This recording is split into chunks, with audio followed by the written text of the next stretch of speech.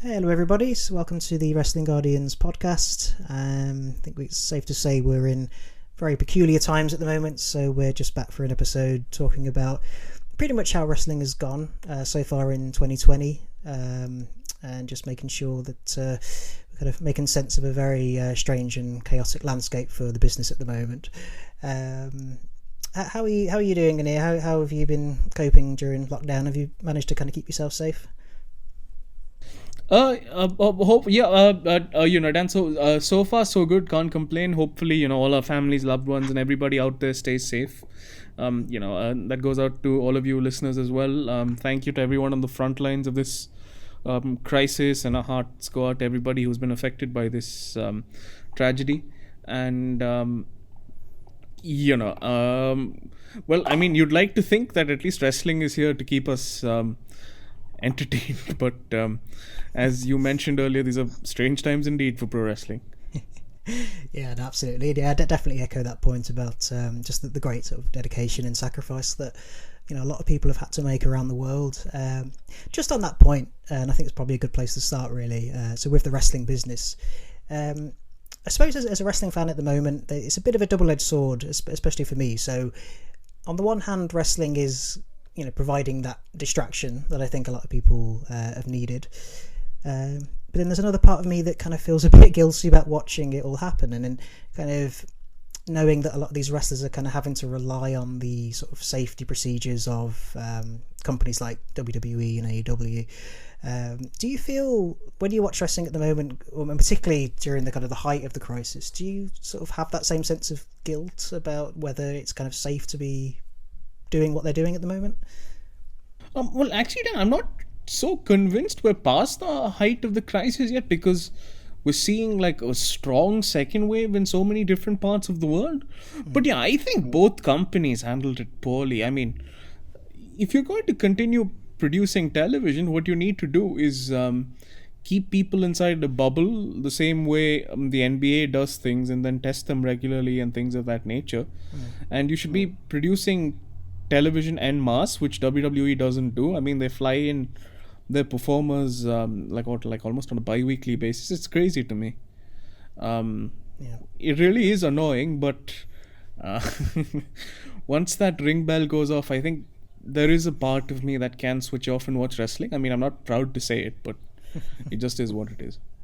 Yeah, it's such a dilemma. Like I remember because the lockdown in earnest kind of started in the UK towards the end of March, and obviously with WrestleMania being sort of the start of April, it was, like I say, a very welcome distraction. Like, it was really nice to sit down and switch off from sort of the news around us, and I remember kind of for different reasons really enjoying the show, or just enjoying the fact that I was able to to experience it. But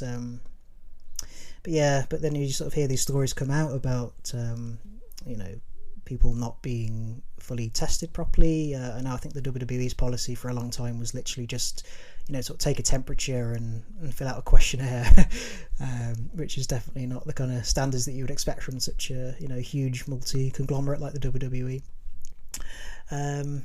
But yeah, I mean, I don't want to dwell on this too much, and so we'll sort of look at the actual action that's been happening over the course of the year so far. But yeah, like I say, just such strange and unprecedented times. Yeah. Yeah, I mean, I think the WWE's actions are very careless indeed. I mean, it's almost, I mean, it is kind of nauseating the way they've gone about things, but old Vinny will do anything for a buck. Yep. Yeah, unfortunately, that definitely seems to be the case. I would like to say, I know that a lot of people kind of see the wrestling business as the WWE and AEW, but I think the approach to this from New Japan and from the NWA, I think, have probably been a lot more responsible. I know that NWA completely just stopped all kind of in-ring action for a long time, and were kind of putting out shows on YouTube where the talent was allowed to kind of record themselves from home, and they kind of did a lot of editing to kind of put out what was quite entertaining content for me, actually. New Japan just completely stopped as well, and now they're sort of starting to get things back up again. Yeah, and that in itself kind of begs the question whether this a lot of people talk about whether wrestling should have an off period, because these guys do work incredibly hard all year round, and it just seems like this would have been a perfect opportunity just to kind of slow things down a little bit and just give people a break. But then we wouldn't have had the distraction, so I guess that goes back to the dilemma, I guess. Right. I mean, I think on a recent conference call, Stephanie McMahon went out there and she said that it was WWE's responsibility to entertain fans, and she put out that drivel that the company usually spews about putting smiles on people's faces. Well, your responsibility is also to make sure that the family members and loved ones of your performers don't die because of the ongoing pandemic. So that's pretty rich coming from Stephanie McMahon. Thinking about the content, and COVID-19 has had such a huge effect on the actual content of wrestling in itself. We've seen a lot of strange things coming out of both companies, to be honest. It's just one of those things, if you were to go back 6 months and showed people some of the stuff that the WWE was putting out, you'd have a hard time trying to explain why they're doing so many of these sort of cinematic matches. What do you make of them? How do you think it's gone so far?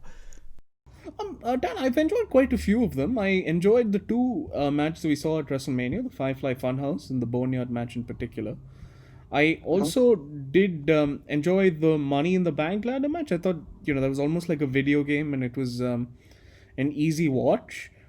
The swap fight, I'm not sure what the exact title of it was, but of that I was not a big fan. This is the one that just at the Extreme Rules pay-per-view? Where Bray Wyatt drowned Braun Strowman. Yeah. It's typical WWE, isn't it? It's that sort of fine line between ridiculously cool and so ridiculous that nobody could possibly enjoy it.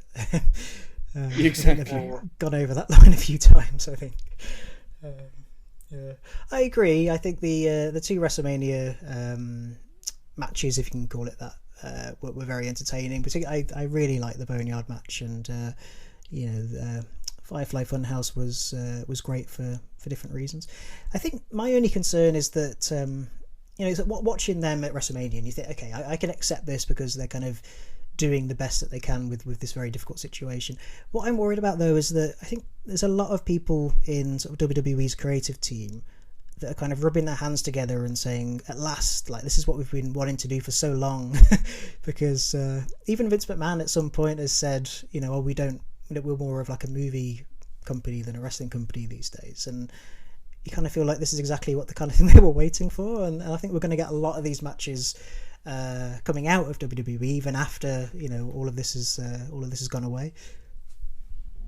Yeah, so Dan, I don't really mind that we get a lot more of this, but I think less is definitely. You have to sort of make sure you don't overdo it, obviously.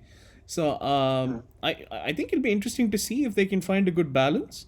But I think these sort of matches are here to stay. I don't know how you'd keep an audience who's bought a ticket entertained with these sort of matches. But I don't know. I mean, I think they can do a good job of it. I mean, unfortunately, WWE's brain trust doesn't have enough creativity to keep putting out good ones on a consistent basis. But let's see how it goes. That's a really good point as well, isn't it? It's when the fans do start coming back, whether they can still do these matches. I mean, would you feel, especially if it was a big show like a SummerSlam or a WrestleMania, would you feel pretty miffed if you were to sit there and watch a match basically on the screen? I don't know, Dan. I don't think you can sort of enjoy that sort of thing to the fullest when you're sitting there in a stadium. I don't know. That's just my personal opinion. I think that sort of thing is easier to immerse yourself into when you're just sitting at home.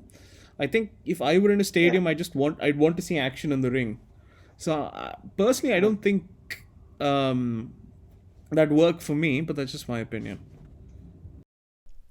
Yeah, it's a difficult one, and I think the other sort of big big change that we've seen to wrestling at the minute is the fact that they've sort of gradually moved away from having no fans at all to putting developmental talent in the sides. And again, I think there's an element of the sort of WWE's sort of team that are looking at that and thinking this isn't such a bad thing, because we can kind of control the sort of quote unquote audience narrative a lot more than we normally can with normal fans. So, you know, we aren't seeing this kind of ironic cheering for the villain, or you know, nobody's chanting this is boring or we want refunds. You know, it's all kind of the way the writers want it to be. So I think that's kind of making them feel a little bit comfortable, and I think it's be really interesting when we start seeing fans come back, how that's going to change things again. Yeah, that's true. I mean, they don't have that instant sort of reaction to whatever creative they've put out, and I'm quite curious to see the reaction of the audience to Drew McIntyre in particular. I mean, they've sort of made a big push for him to be their top guy, and right now, to me, he feels very generic. Ratings aren't helping either. I mean, ratings are the worst they've ever been for the company. Yeah. I really agree with Drew McIntyre. I'm curious as to see, because I think the main thing is people want to like him, and that can really go a long way for you. You know, eventually people will run out of time if you're constantly portrayed in a sort of bland negative way or whatever. But I think there is something very likable about him. Maybe it just comes back to the fact that he's not Roman Reigns. I don't know, but I certainly like him, and I think there is a lot more to his character that he could be putting out there. I just think that, again, he's kind of falling into that sort of generic WWE sort of, you know, kick-ass champion that Vince likes so much. But I think it would be really interesting to see how he's received when fans start coming back. Yeah, I agree. I mean, I don't have a problem with him being the kick-ass champion. I just like for him to develop more of a persona on the microphone. No awful WWE comedy or anything like that, but still. Yeah. I don't know if he's. I think I preferred him. Like, he makes more sense to be a heel personally. You know, I know Vince likes to have the sort of the long-term babyface champion as opposed to the heel champion sort of dynamic. Because I think there are, at the minute anyway, I think there are better baby faces for him to face as a heel than heels for him to face as a babyface. You know, the fact that is it Drew McIntyre is still Dolph Ziggler is still feuding with at the moment, is that right? Yeah. And and on the most, and you know, all he does is bully Dolph Ziggler. So. I'm gonna just feel like no disrespect to Dolph, but you know, if you get put into a feud with Dolph, it kind of screams out that they don't really know what to do with you. Yeah, that's true. Which isn't a great look for a new WWE champion. But... Well, I mean, that was the death sentence as far as Dean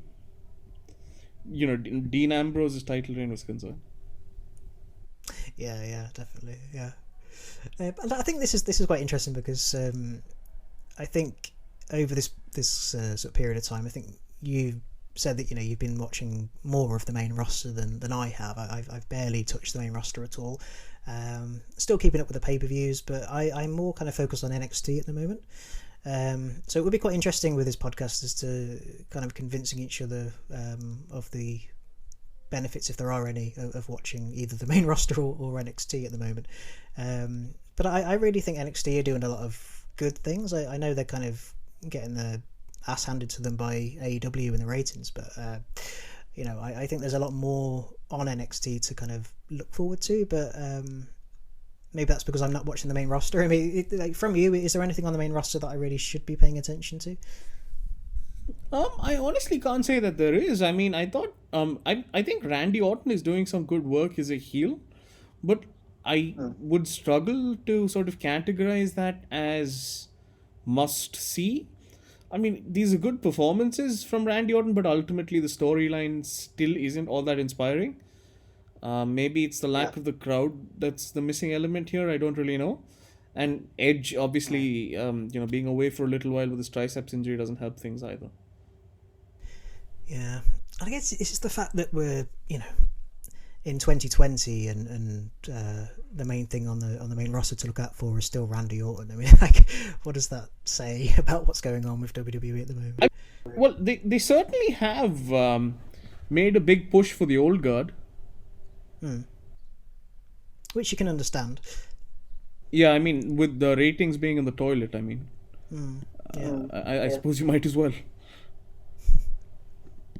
Yeah, and one thing that I did watch was the it was billed as the greatest wrestling match of all time. Edge versus Randy Orton. I thought that was very good. I genuinely enjoyed that a lot. Yeah. I mean, Dan, it's still a bit long for my taste, but yes, very good. Yeah, well, I mean, this is a problem with wrestling across the board, to be honest. I mean, God bless New Japan. Like, I really like the product, but you kind of basically just sitting through a series of 20+ minute matches, and it does get tiresome after a while. I think that was what for me. I don't know how much of the NWA sort of power stuff you were watching, but that was a bit of a relief for me because a lot of the matches were shorter, and it was sort of studio based wrestling, so there were a lot of interviews and sort of pre-tape video segments, and then the matches were maybe sort of 5-6 minutes at a time. And that was quite a refreshing thing to sit through and watch. At the minute, it's just lengthy match after lengthy match, not all of which are very good. And I wanted to ask you, what is your take on AEW's current programming? Are you in with the cult of AEW? I like to call them all elite gymnastics, I think is a good way of summarising what they're doing at the moment. It's not wrestling. I'm sorry. There are a few things that I like. I really like MJF. I think he's brilliant potential in his character. I think Jericho's still very good, to be fair. Jericho is good, and I get this is no commentary at all on Jon Moxley, but I think when Jericho lost the title to Moxley, I think that's kind of coincided with when I sort of lost a bit of interest in the product overall. I don't think that necessarily is Moxley's fault, but it's just there was just something that was lost when Jericho lost the title, because I just really liked seeing him with that belt, and but yeah, like I say, that there are other people. I mean, is it Hangman Page? I really like. I think he's got a lot of potential, and I quite like the dynamic that's going on with him and the rest of the elite at the minute. But from a week to week, sort of match quality stuff, I can't be bothered with it at the moment. What are your thoughts? I think the first time we saw the Shield and Jon Moxley really burst into the collective consciousness of the wrestling fans, everybody started comparing him to Stone Cold Steve Austin because they thought he had a very sort of like a pretty similar charisma. And as the years have gone by, it turns out that Jon Moxley is not Stone Cold Steve Austin. Jon Moxley is an upper mid-carder. Well, the comparison that I made when he first came out was more Shawn Michaels, because he seemed to have that kind of that raw kind of charisma. But for some reason, and there was a long period of time in the WWE when he was Dean Ambrose where I thought this guy isn't really trying. And then he comes over to AEW, becomes Jon Moxley, and for a time at least at the start you thought, okay, there's something changed in him, and he kind of feels that kind of, he's appreciating the freedom he has now. But it's kind of going back to that, is this guy really that bothered and invested in this? I completely agree with what you're saying. But I think that's the same frustration that Steve Austin had with him on his podcast, no? I mean, the man doesn't seem to have any passion or anything in his body. Yeah. Well, I think he's just genuinely just at home in these CZW death matches, to be honest. I think that's where he kind of gets his kicks from wrestling, and I think it doesn't really suit him to be the figurehead or the main champion of a company like All Elite Gymnastics, Careful, Dan. I mean, you're going to have Dave Meltzer sending you a bunch of angry tweets any minute. Cody Rhodes paid hound Dave Meltzer. Oh, yeah. Can we talk about that kind of the Meltzer click that's going on at the minute? Like for me, like the vast majority of the frustration with AEW, I think, is coming from that, so-called elite bunch of wrestlers. Like I have huge respect for Kenny Omega for his time in New Japan, and his series of matches with Okada were fantastic and really, in many ways kind of rekindled some of the passion that I'd maybe lost from wrestling. But AEW Kenny Omega is just fits into that annoying brat, like childish kind of approach to wrestling that I just really can't stand. Like matches are now basically just a lot of flips, a lot of kind of contrived move sets, and no real story and no real point to anything. I guess I'm just waiting for something to happen with AEW. It just feels like they're treading water a lot at the minute, and they're just sort of basically demonstrating how athletic they all are, and not really giving me anything to kind of get invested in, maybe. Yeah, I think the only thing that I enjoy currently with AEW is Jericho's mic work. Really, I think he's still really funny, and the stuff that his faction does is kind of entertaining. But other than that, I agree with you, Dan. It's bad wrestling, is what it is. And I personally don't have as much respect for Kenny Omega as you do. I mean, I didn't watch as much New Japan as you did, but what little I saw of Kenny Omega, I just didn't enjoy his work. It just wasn't for me. I'm not a fan of his delivery. I don't think his promo style is particularly great, and I don't see him being like an overly charismatic, once in a generation type of guy. I think he's someone who took over the Bullet Club at a very fortunate time when that faction was at the height of its popularity, and Dave Meltzer gave him a couple of extra stars on one edition of the newsletter, and the vocal minority of wrestling fans thought that Kenny Omega was the second coming of Jesus Christ. Yeah, I think there's a good portion of wrestling fans that just get excited by anyone who seems to be like making a name for themselves outside of WWE. I think that went a long way for the Young Bucks as well.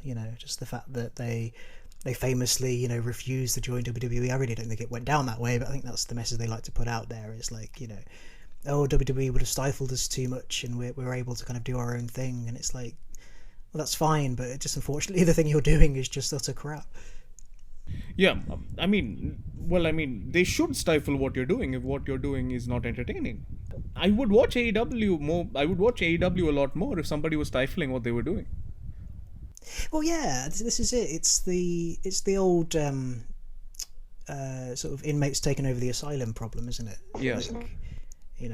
Like wrestlers obviously know the business from the inside. I get all that, but there's also people there that know how to market it properly and to put it out to a wide, sort of vast audience. That are going to appreciate good storytelling and sort of foresight and just kind of getting people's emotional investment at least, rather than just, oh wow, what a great suplex off the table that was, or whatever it is they're doing at the minute. Well, Dan, I think the problem here is with you. You're looking for professional wrestling. You need to be a gymnastic enthusiast to get what these guys are doing. I know. I mean, I know we didn't get the Olympics this year because of COVID-19, but it doesn't mean I want to see it in a bloody wrestling ring. Yeah. I mean, what's next? I think Jim Ross and fucking Tony Schiavone are going to be holding up cards with scores.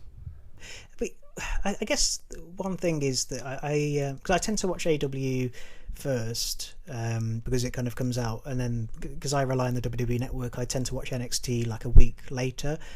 But I kind of flip over and watch NXT and think, oh, finally I'm watching some grown-ups do wrestling now.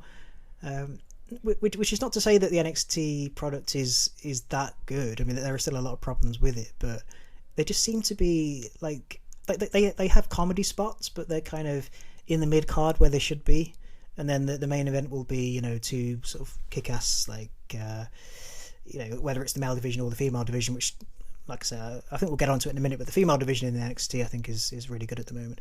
But the problem with AEW is that all that kind of comedy stuff is like their main event level stuff. I mean, a whole kind of Chris Jericho versus Orange Cassidy feud. Do we really need that? Right. I think, Dan, like you said, I think I completely agree with you. And like you said, I think they lost something when Chris Jericho dropped the title, because when Chris Jericho was the champion, he did that feud with Cody Rhodes and everything, and he managed to strike that balance of being humorous and also being taken seriously as a despicable villain. Yeah. With John Moxley, being the champion, like, that's just completely gone out the window. I mean, I'm not saying John Moxley has the same problems as the rest of the elite, but John Moxley is just, he's not somebody you can take seriously as world champion. Yeah, I know. And it's a shame kind of thinking that way, I guess, because I think there was, particularly when he first made his appearance on AEW as John Moxley, I think there was a hell of a lot of promise to that. You can only blame sort of COVID-19 so far, but there are other people in that spot that would have made more of the sort of title run than he has, unfortunately. Right. Yeah. But that being said, do you think John Moxley is just a lost cause, or do you think there's something that he can do to sort of redeem himself? Or? I mean, it always takes two to tango, and I think if the right opponent is given to him, I think he could potentially do a lot of work if there's someone who genuinely engages with him and sort of gets that interest back. I mean, I did watch his match against Brian Cage, and I don't know anything about Brian Cage. It's the first I've heard of him was when he joined AEW, but I don't think he's the opponent that Moxley needs at the moment. Like I say, like people like MJF and Hangman Page, when they're sort of ready to kind of take that step, then I think potentially there could be some good work there with maybe a heel Adam Page and a face John Moxley could work potentially, but I don't know. Yeah, fair. Yeah. What are you making of the AEW tag team division? Because there's been a lot of talk at the minute about how Meltzer thinks that it's the best. I think his actual words were that this is the best collection of tag teams that the wrestling business has ever seen, which is hilarious in its own way. But I just wondered what you think of that. I mean, if you enjoy watching gymnastics, then it might be the best collection of tag team gymnasts that the wrestling business has ever seen. But if you're looking for professional wrestling, then you're wasting your time, in my opinion. Like I was thinking of, I thought of this analogy really for AEW's tag team division. So, because basically it's like someone saying to you, there's this really great restaurant that's just open, and you really need to kind of try the food because it's like, it's really well put together and everything. Then you go there, and rather than be sort of served your 3-course meal in the way that it's supposed to, the chef basically just puts all of the ingredients together into a hose pipe and just rams it down your throat and says, "Take this." Take this. I think that's a really good analogy. Because you kind of sitting there thinking like there genuinely are some good ingredients in this, but I want to enjoy it slowly. I don't want you to just ram it down my throat. Like they're doing 6-man, 8-man, 10-man tag team matches at the minute with any combination they can think of the bloody Young Bucks and FTR and the Lucha Bros, and it's like just slow down. Like we don't need to see this. We have shorter attention spans than we used to and things like that, but we're not depraved completely of any sort of ability to process information. Yeah, it's like they're obviously the big thing they're obviously kind of leading to is this big blow off 1-on-1 Young Bucks versus STR match, but I kind of feel like we've seen so many different variations of that already that it just won't feel that special anymore. And I kind of know exactly how the match is going to go, and it just stripped any kind of I'm not for one second saying that they can rival any of the great sort of tag team divisions throughout history, but there are some good teams in there that have got potential, but I guess it's just the way they're being handled and presented is the problem. Yeah, I agree with you. Yeah. I mean, I think the Lucha Brothers are probably the most talented of all of these tag teams in the AEW division. I think Pentagon in particular has the potential to be a big star. I've never been a fan of the Young Bucks, I'll be upfront with you. I'm sure they sell a lot of merchandise to the to AEW fans and stuff like that, but they're just It's your not for man me. child. Yeah.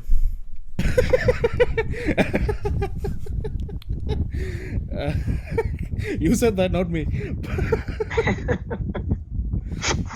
But yeah, Dan, I mean, that being said, I think we know by now that Dave Meltz is a shill. Let's not take him too seriously. Yeah, I know. And like I say, I like the Lucha Bros. I like these teams individually, and I think someone who kind of knows what they're doing can really use this sort of variety of styles, because FTR are their own thing, and they kind of approach tag team wrestling in one way. The Lucha Bros approach it in another way, and done properly, that can really work. Those sort of contrasting styles, but I don't know. Just it kind of feels like if you watch one AEW tag team match, you've kind of seen them all at this point. I think if you see any AEW match, you've seen every other match they put on. I mean, the only guy who does anything remotely unique in that company is Orange Cassidy, and that's again something I wish doesn't end up on the main event stage. Well, yeah, I mean, it's the WWE would never have put. Well, actually, I was going to say the WWE would never have put Santino Marella on the main event stage, but they did once, didn't they? During it was an Elimination Chamber match. I think he was one of the participants or something. Yeah, I believe he was runner-up to Daniel Bryan, in fact, in that Elimination Chamber match. But that's kind of what it feels like. Or but do you know Toriano from New Japan? Have you seen any of his stuff? I know who he is, but I haven't seen a lot of his stuff, unfortunately. No. He's again, it's like that. New Japan's answer to that kind of comedy character that it can be effective if kept in the kind of mid card, sort of used sparingly and cleverly.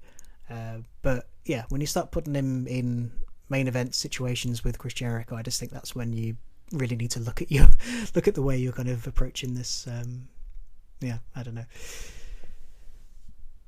Not for me. I think eventually, if you did like a really, really slow build, and then like one day, Orange Cassidy won the world title or something, that would make sense. But I don't think we've seen anything, remotely close to the sort of progression that sort of storyline would need. So yeah, I'm just not a fan of it. If that happens, I will never watch wrestling again. Well, you mean gymnastics, because what they do is wrestling. This is true. It's gymnastics to the side of sketch comedy. Yeah, I don't know. But it's like I'm not saying wrestling shouldn't have this sort of comedic side to it, but you should finish on something that's actually sort of got some substance to it all, I guess. And I know people give WWE stick because their demographic is over 50. I think AEW's principal demographic are 8-year-olds who've eaten too much candy. Yeah, absolutely. Or drank too much orange juice. Yeah. I don't know. I sometimes I watch AEW and think I kind of just want to hunt Triple H down and just apologize to him and say, I thought I wasn't thinking straight. I thought something AEW would give me what I've been missing all this time, but I'll sit patiently and wait for you to take over WWE so that you can make wrestling good again. I'm willing to wait. What did you think of the Stadium Stampede atrocity that we got a few months ago? I mean, so Dan, in my circle of wrestling friends, they're all sort of AEW fanatics, and I use the word fanatic because I didn't want to say fan. I have to emphasize how fanatical they are about the AEW product. So I personally was a fan of the Boneyard match. I thought the tongue-in-cheek humor in the Boneyard match is what is a sort of level of levity that wrestling should have. All of that good stuff. And and they all told me that this is the greatest thing they've ever seen, and this is such a great cinematic match. And I watched Stadium Stampede, and I just thought it's stupid, like Matt Hardy becoming 6 different versions of himself. I mean, I didn't know I was watching Dragon Ball Z, like Son Goku going Super Saiyan 1, 2, 3, Jesus Christ. Oh, if Kenny Omega had his way, like AEW would just basically be a real life action of Dragon Ball Z. You're probably right. Well, I mean, if Kenny Omega had his way, I mean, he'd be wrestling a broomstick in the main event of a show broadcast on national television. But that's Kenny Omega. There were some references, there were some references and some spots in the Stadium Stampede that did make me chuckle. Like, I thought Hangman Page in particular was really good in that match. But when I, sort of first, wasn't it meant to be like something resembling War Games? So I thought that was a really good idea. I mean, you have these two top factions in the company potentially going to battle, and it ended up being just, a disaster. Do you feel like there's some kind of, like, maybe it's just the way I see it, but with AW you've got the kind of like the Cody Rhodes side of things, where he's obviously from this long sort of long wrestling family, and I think he really understands the business from a kind of historical point of view, but then he's kind of coming up against this sort of new sort of younger generation who basically just like to see glorified indie wrestling on a big stage. Because sometimes I look at Cody and some of the things he's doing and think he kind of gets it, and I wouldn't mind if he put himself in a more prominent position in the company. I think he's maybe a bit reluctant to do that because he doesn't want to come across as like another Jeff Jarrett who just constantly gives himself the world title all the time. But I would like to see him more at the forefront of what's going on. Yeah, I think, like you said, I think Cody Rhodes probably does have a few good ideas up his sleeve, and I'm not sure this is exactly the style of wrestling he'd want to present. But he can't. He doesn't run the company by himself. So. Yeah, I think it's just general like lack of direction. I think it's like what. Are they genuinely looking to like revitalize like the wrestling business? Like, are they trying to get things back to a level approaching what kind of we were aware of in sort of previous times, or are they just basically trying to appeal to the kind of fans that would basically just lap up anything? Because I think that's what they're doing at the moment. Yeah. I think no matter what the intentions were initially, that's sort of what it sort of devolved in. Yeah, I mean, have you been watching much of NXT then, or is it? I mean, unfortunately, Adan, I'm out of touch with NXT. I haven't really been following as much as I should, and I have no doubt that I've enjoyed a lot more than I do AEW. But it's it's definitely not a kind of boom period for NXT by any means, but there's a lot of interesting things coming through. I think particularly the women's division. I think NXT has always had that reputation of having a strong women's division. It's kind of where the women's evolution started in lots of ways, and I think Io Shirai is just a really good figurehead for that roster at the moment. Keith Lee, I think, is fantastic. Just really looking forward to how his career develops. Another one of those guys that you just worry about when he gets to the main roster, if he's, if Vince is going to fully get him as a character. But I think he's absolutely brilliant. I think Adam Cole's really good too. Yeah, definitely. Undisputed Era in general, but yeah, Adam Cole, I think, is maybe kind of starting to outgrow them a little bit now, actually, and I think he's kind of ready for sort of bigger things. I mean, we've seen him sort of wrestle Daniel Bryan on SmackDown and everything, so he's definitely sort of got that already. He must be looking at him, looking over at AEW now and thinking, like, thank God I didn't stay in Bullet Club. Because he would be in that, All Elite Gymnastics Wrestling Stampede stuff at the minute if he hadn't have made that move. The sad thing is, I don't know if he'd complain. No, don't say that. I have respect for the guy. Just let me keep it. I mean, yeah, well, I hate to shit on Dave Meltzer so much, but his justification is if the crowds are eating it up, this is what you should be watching. Well, I ain't watching gymnastics, my friend. Well, this is it. I mean, I remember watching, and I know we don't really want to speak this guy's name too much at the moment, but I watched an interview with Joey Ryan, and he said basically something to the extent of, if it gets over, then it works, and nobody can really say what wrestling is because it's like it's an art form, and if what you're doing people like, then just keep doing it. I just want to say, like, bollocks. Like, that's like you wouldn't be writing a comedy film and then putting loads of blood and gore in it and going, well, nobody can tell me what comedy films are. Like, no, there is a set rules of what distinguishes wrestling from other forms of entertainment, and what you're doing isn't wrestling.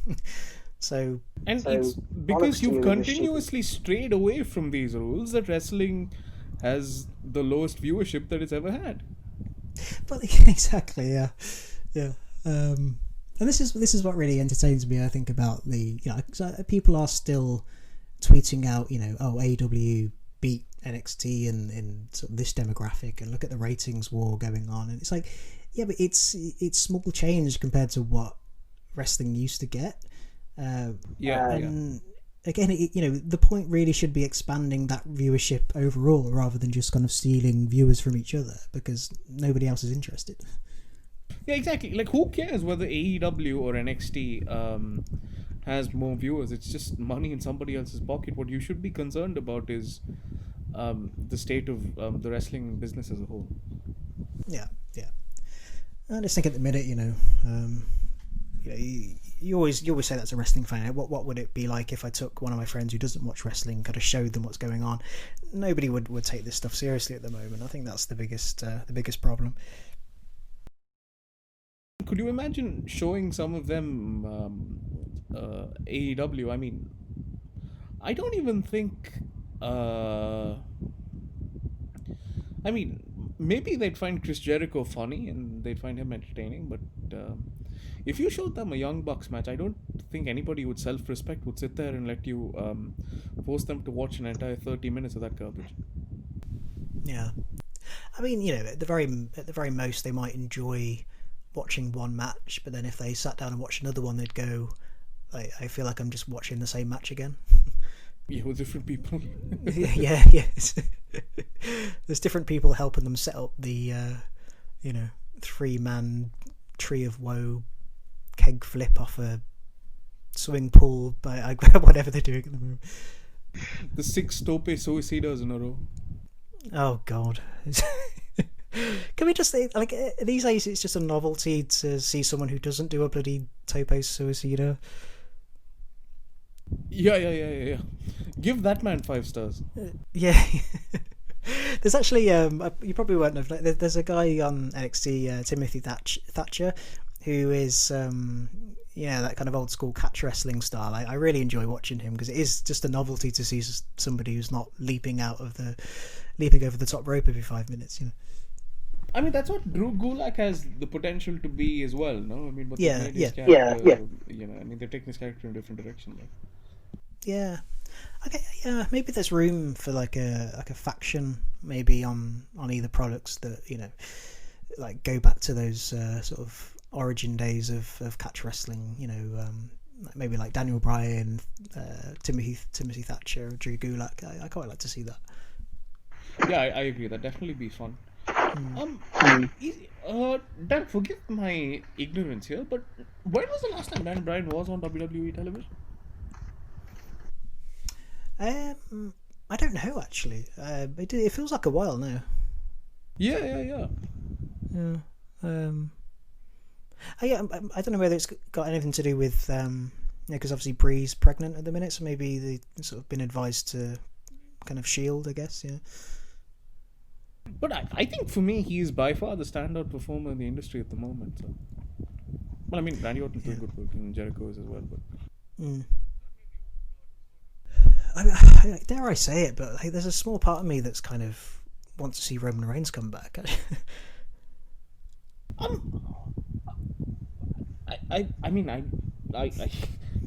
I don't think he could do.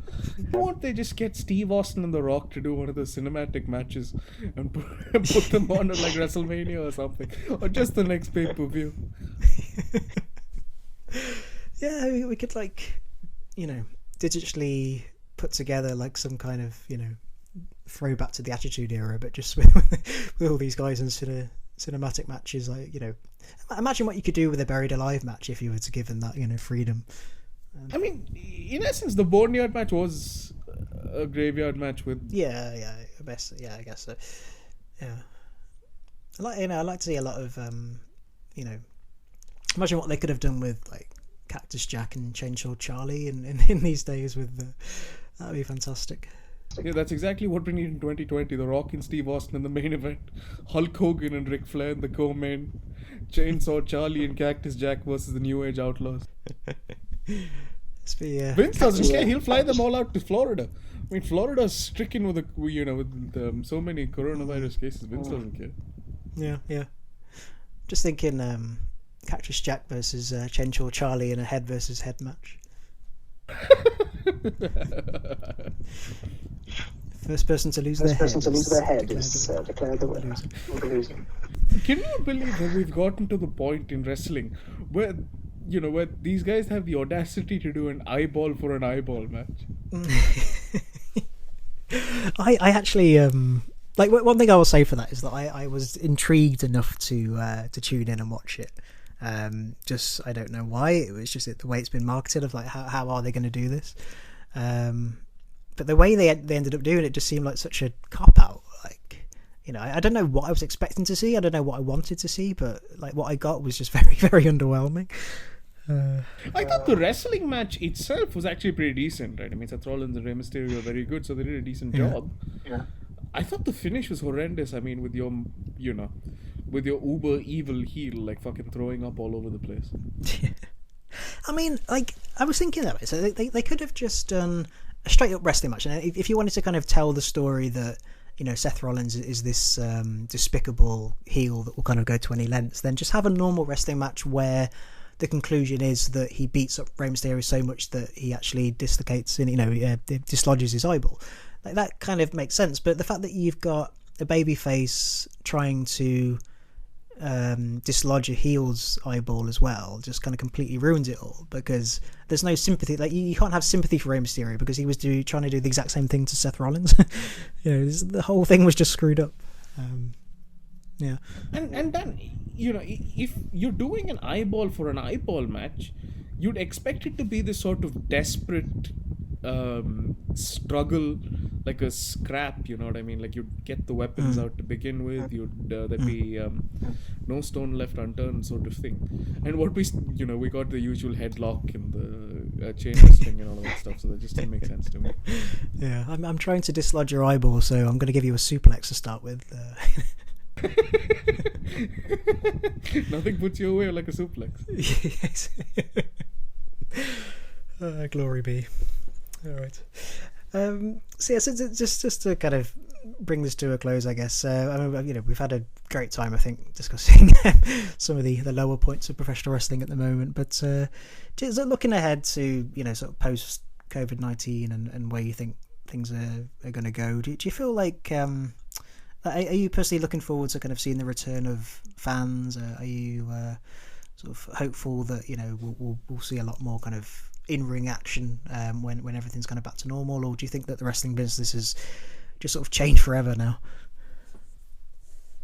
I mean, it sort of looks like the world has changed forever, no? I doubt we see wrestling fans back in an arena until we have a vaccine, which doesn't look like it's coming anytime soon. I mean, there was that story about the Oxford University making some progress over a vaccine. There's still a long way to go. Yeah, absolutely. And I suppose the sort of a very sort of twisted side of me is quite intrigued to see how far this whole cinematic stuff will actually go, because like if nothing else, wrestling has sort of regained this ability to kind of surprise and shock people, not necessarily in a good way, but at least they're kind of able to do that again. I suppose one thing you can't say about wrestling at the minute is it's at least it's not boring. Right, right. for the most part. Um. Well, yeah, I suppose so. I suppose so. I mean, that being said, we did see Edge and Randy Orton walk around the WWE Performance Center exchanging sloppy punches for 2 hours at WrestleMania. But apart from that, yeah, it's not boring. It's usually really bad, really good. Yeah. Okay, so really sort of enjoy sort of getting back into the podcasting, and hopefully we'll be putting out a lot more content sort of going forward. So just to kind of, again, just a bit of a shout out to people listening. If you want to sort of keep up with what we're doing, then give us a subscribe, and just obviously feel free to like this video and kind of share it with anyone else that you think might appreciate what we've been talking about. But yeah, just to sort of wrap up again, and here, hope you are sort of keeping safe out there, and let's hope that this whole virus is over sooner rather than later. Yeah, and I'd like to wish you and your family the best of health, and I hope all of you stay safe, and the same to all our listeners. Yeah, fantastic. Okay, thank you very much for listening. Yeah, take care and stay safe, everyone.